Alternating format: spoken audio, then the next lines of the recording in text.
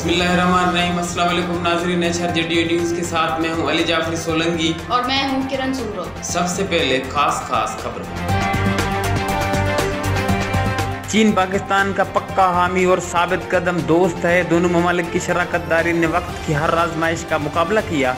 अमन व इस्तेकाम और खुशहाली के लिए शाना बशाना खड़े हैं। वज़ीर-ए-आज़म इमरान खान का चीनी सदर से मुलाकात का एलानिया जारी। वज़ीर-ए-आज़म ने कहा कि पाकिस्तान ने CPEC की आला मयार की तरक्की से बहुत फ़ायदा उठाया। दोनों ममालिक का CPEC को अफगानिस्तान तक तोसी देने और दिफाई ताउन बढ़ाने पर इत्तफाक।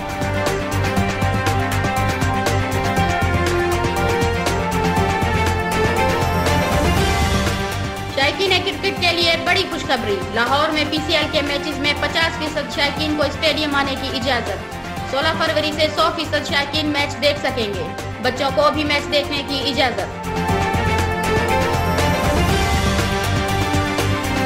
पाकिस्तान की अजीम अफवाज दहशतगर्दों को सबक सिखा रही है। जो असलहा उठाएगा तो सिक्योरिटी फोर्सेज अपनी जिम्मेदारियां निभाएगी। वजीर दाखिला शेख रशीद कहते हैं, हमने कुर्बानियों की अजीम दास्तान लिखी है। पूरी दुनिया जानती है कि कालादम TTP से मुज़ाकरात के दरवाजे बंद नहीं किए।